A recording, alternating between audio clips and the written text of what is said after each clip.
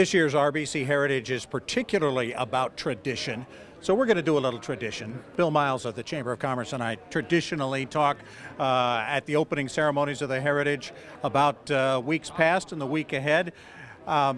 This is really a special. I talked to Hale Irwin, and he said, when I came to the island yesterday, I didn't recognize it. That speaks to how we've grown, hasn't it? It does, Bob. It has changed a little bit since the last time Hale was here, but continues to be well managed, well grown. The growth has been managed, and all the great assets and characteristics that Hilton Head Island is known for, we still have today. When you go around the country and you talk to other chambers of commerce, not a lot of them have one of these, a PGA Tour event. Do they ever look at you and say, what the heck are you guys doing with one? They do. We're very fortunate, very blessed to be able to have the PGA Tour event here on Hilton Head Island, and not only for the last several years, but for the past 50 years. And when people look at that history and that tradition, it's how do you guys do it?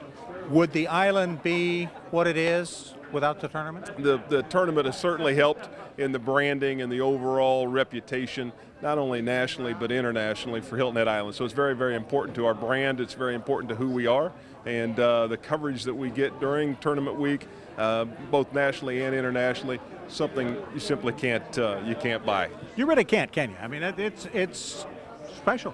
It really is. And you look at right now, we're closing in, haven't reached that mark yet, but $100 million in economic impact that takes place during tournament week.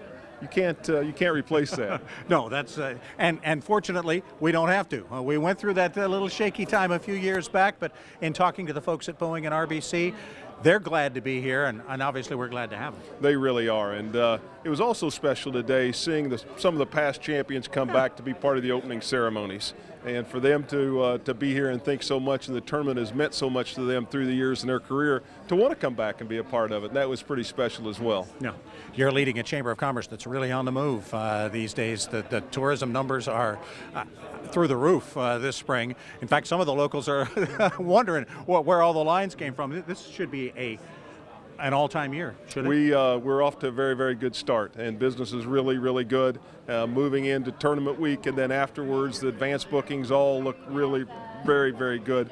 And so we're optimistic for a great summer and a wonderful fall as well. Away from tourism, what's the goal of the Chamber? What kind of things are you trying to make happen over the next year or so?